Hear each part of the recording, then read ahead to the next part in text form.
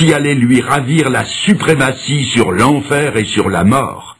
Le salut de centaines de millions d'âmes était en jeu, le salut de mon âme et de la vôtre. D'un côté, il y avait Jésus-Christ, qui venait pour expier les péchés de tous ceux qui croiraient en lui. De l'autre côté, il y avait Satan et ses émissaires qui, sachant que leur défaite s'approchait à mesure que s'approchait la mort du Seigneur, tentaient de le dissuader de poursuivre son œuvre en l'incitant à descendre de la croix par ce défi. Si tu es le Fils de Dieu, descends de la croix. Si par sa mort, Jésus allait, comme il est écrit, goûter la mort pour tous ceux qui désormais mettraient leur confiance en lui allaient échapper à la puissance du prince de la mort et lui glisser entre les doigts. Et comme Satan est le plus implacable ennemi de la race humaine, tous ses efforts se sont concentrés sur le Fils de Dieu pour essayer de le détourner de son but. Au paroxysme de la souffrance, il s'est bien écrié « Mon Dieu, pourquoi m'as-tu abandonné ?» Mais il a tenu jusqu'au bout, jusqu'au moment où le cœur a cédé et où, ayant poussé un grand cri, il rendit l'esprit. Et à ce moment précis, la terre trembla, les rochers se fendirent, le temple de Jérusalem vacilla sur ses bases, et le voile qui séparait le lieu saint du lieu très saint, et dont les historiens disent qu'il avait 30 centimètres d'épaisseur, ce voile se déchira en deux du haut en bas, comme une vieille toile de coton. Croyez-vous que ce soit par hasard que la terre ait tremblé à ce moment précis? Permettez-moi de vous poser une question. Votre cœur a-t-il jamais tremblé au récit de la mort de Jésus pour vous? Votre cœur serait-il plus dur que la rocaille qui, elle, s'est fendue? Votre cœur serait-il plus dur que celui de ce rude centenier romain qui a vibré et qui n'a pas pu retenir ce cri? Certainement cet homme était le juste Fils de Dieu. Je vous lis à présent, et je tourne la page de la Bible du chapitre 27, je passe au chapitre 28 de l'évangile de Matthieu, je lis « Après le sabbat, à l'aube du premier jour de la semaine, Marie de Magdala et l'autre Marie allèrent voir le sépulcre. Et voici, il y eut un grand tremblement de terre, car un ange du Seigneur descendit du ciel, vint rouler de la pierre, s'assit dessus et dit aux femmes, « Pour vous ne craignez rien, je sais que vous cherchez Jésus qui a été crucifié, il n'est point ici, il est ressuscité. » Nous sommes ici au premier jour de la semaine. C'est le 3e jour qui suit le sinistre vendredi de la crucifixion et de la mise au tombeau. Le corps sans vie du Seigneur a été descendu de la croix et déposé dans le tombeau d'un certain Joseph d'Arimathée. Une garde a été postée pour s'assurer que le corps resterait bien dans le sépulcre. Dès avant l'aube, 2 femmes se rendent au tombeau. Leur âme est comme l'ombre qui les entoure. Leur maître bien-aimé en qui elles avaient espéré était mort. Elles distinguent les gardes qui sont de faction autour d'un tombeau dont l'ouverture est scellée d'une lourde pierre. Elles apportent des aromates pour embaumer son corps, mais comment vont-elles faire? Savent-elles au juste ce qu'elles sont venues y faire? Tout à coup, à 3 jours d'intervalle, la terre se met à trembler au point que les sentinelles prises de panique tremblent de peur. Un personnage éblouissant de clarté roule la lourde pierre et s'assied dessus, et le tremblement de terre est accompagné de la nouvelle la plus stupéfiante qu'oreille humaine ait jamais entendue. Il n'est pas ici, il est ressuscité. Un tremblement de terre a salué l'annonce de la résurrection de Jésus-Christ. Croyez-vous que ce soit par hasard que la terre ait tremblé à ce moment précis? Je ne sais pas si vous vous rendez compte de l'importance de l'événement et de la doctrine qui en découle. L'apôtre Paul, conduit par le Saint-Esprit, exprime deux pensées à ce sujet. Voici la première. Si Jésus n'est pas ressuscité, la prédication de l'Évangile est vaine. La foi aussi est vaine. Ceux qui croient sont encore dans leur péché, ceux qui sont morts sont perdus, et ceux qui espèrent en Christ sont les plus malheureux de tous les hommes. Vous trouvez ça dans 1 Corinthiens 15. Et la deuxième pensée, ayant dit cela, Paul, preuve à l'appui, affirme avec force, mais maintenant, Christ est ressuscité. Et parce qu'il est ressuscité, nous aussi nous ressusciterons.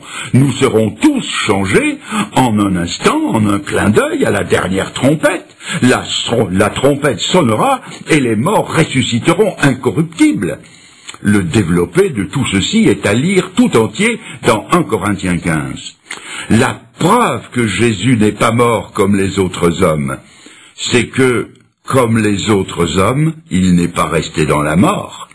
La résurrection de Jésus est la preuve que nous avons une espérance aussi vivante que lui est vivant. Je continue, et je rappelle. Un tremblement de terre a salué la mort de Jésus-Christ. Un autre tremblement a salué l'annonce de sa résurrection, et maintenant, une série de tremblements de terre annonce son prochain retour. Avant de quitter les siens, le Seigneur ne les a pas laissés sans consolation. C'est en ces termes qu'il leur a dit qu'il reviendrait. Que votre cœur ne se trouble pas. Vous croyez en Dieu, croyez aussi en moi. Il y a plusieurs demeures dans la maison de mon Père. Je vais vous y préparer une place, et quand je vous aurai préparé une place, je reviendrai. Et je vous prendrai avec moi, afin que là où je suis, vous y soyez aussi. On trouve ça dans Jean 14. Il ne leur a pas révélé la date de son retour. Et il leur a même interdit de chercher à le savoir. Mais il leur a donné des signes avant-coureurs de son retour. Parmi ces signes, nous relèverons, sans nous y arrêter, la rentrée du peuple juif dans son pays d'origine, la Palestine, sujet que j'ai traité en détail dans une autre occasion. Il y aura aussi l'apparition de phénomènes inexplicables comme des signes dans le ciel, dirons-nous des ovnis, objets volants non identifiés. Il y aura une déferlante de gourous, de violence, de corruption, de belligérance à l'échelle mondiale et une multiplication des tremblements de terre prophétisés par le Seigneur lui-même en ces termes. Jésus se mit à leur dire, « Prenez garde que personne ne vous séduise, car plusieurs viendront sous mon nom en disant « c'est moi », c'est-à-dire les gourous, et ils séduiront beaucoup de gens. Vous entendrez parler de guerre et de bruit de guerre. Une nation s'élèvera contre une nation, un royaume contre un royaume. Il y aura des famines, il y aura, et je souligne, il y aura des tremblements de terre en divers lieux.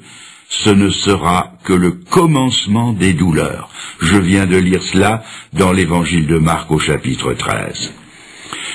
Quelqu'un me dira peut-être que des tremblements de terre, il y en a toujours eu, et que par conséquent, ils ne peuvent pas être un des signes du retour de Jésus-Christ. Il est vrai que pour les Japonais, chez qui la terre tremblote si souvent que l'idée que ce soit un signe ne les impressionnera pas. Mais il y a une précision donnée par le Seigneur qui force notre attention. Il a parlé de secousses telluriques, non seulement sur une ligne de faille où l'écorce terrestre présente des faiblesses, mais il a précisé que cela se produirait en divers lieux. Et nos savants reconnaissent d'ailleurs que ces phénomènes se généralisent un peu partout sur la surface de notre globe.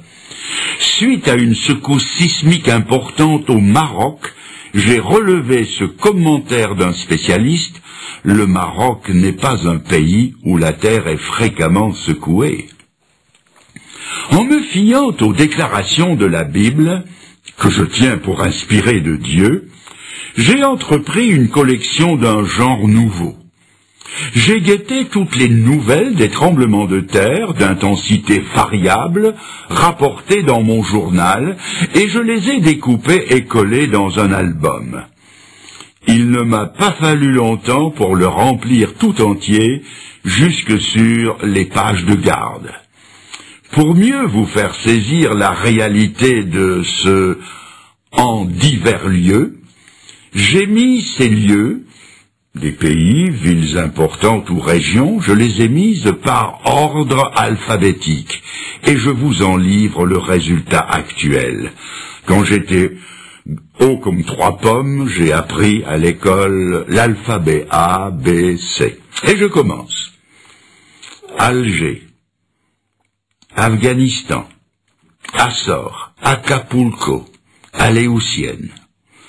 Et puis, Barcelone, Brest, Bad Hersfeld, Bologne, Bogota, Caen, Catanzaro, Cherbourg, Derby, El Asnam, Ebingen, Fairbanks, Fribourg, Florence, le Frioul, Graz, Guatemala, Hawaï, Hualien, Istanbul, Izmir, Java, Juneau, Kurdistan, Kermadec, Klagenfurt, Kobe, Londres, Le Caire, La Louvière, Lisbonne, Mexico, Marseille, Manille, Morlaix, Milan, Nantes, Nice, Nouvelles Hébrides, Oslo, Okinawa, Pérou, Pasadena, Quito, Raguse, Rome, Santiago, San Francisco, Stuttgart, San Salvador, Téhéran, Tokyo, Tunis, Turin, Vienne, Vulcano, Württemberg, Yellowstone, Zélande et Zurich.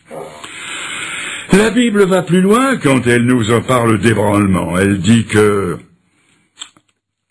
les puissances des cieux seront ébranlées, c'est-à-dire que les démons redoublent d'efforts. La Bible nous dit encore, les nations ne sauront plus que faire, c'est-à-dire que les structures de la civilisation s'effritent et s'effondrent. Elle va plus loin encore et elle dit, il y aura des tremblements de terre en divers lieux, c'est-à-dire que les éléments de la nature se détraquent. Autrement dit, chacun à sa façon se prépare pour le retour de Jésus-Christ. À mon tour de vous demander si vous êtes prêts pour ce grand événement. Quatrièmement, jamais on n'a entendu dire que les hommes aient souhaité des cataclysmes de ce genre. Demandez à ceux qui ont vécu les tragédies du Frioul en Italie, du Kobe au Japon ou d'Izmir en Turquie. Tous vous diront qu'ils ont peur des fléaux de la nature. Et pourtant les jours viennent où des hommes qui ont désappris à lever les yeux vers le ciel, qui ont désappris à prier, vont prier le ciel de leur envoyer des tremblements de terre. Voici ce qu'on lit en Apocalypse 6, verset 12. Quand il ouvrit le 6e sceau, il y eut un grand tremblement de terre. Le soleil devint noir comme un sac de crin. Les rois de la terre Les grands, les chefs militaires, les riches, les puissants, tous les esclaves et les hommes libres se cachèrent dans les cavernes et dans les rochers des montagnes, et ils disaient aux montagnes et aux rochers, « Tombez sur nous et cachez-nous devant la face de celui qui est assis sur le trône et devant la colère de l'agneau, car le grand jour de sa colère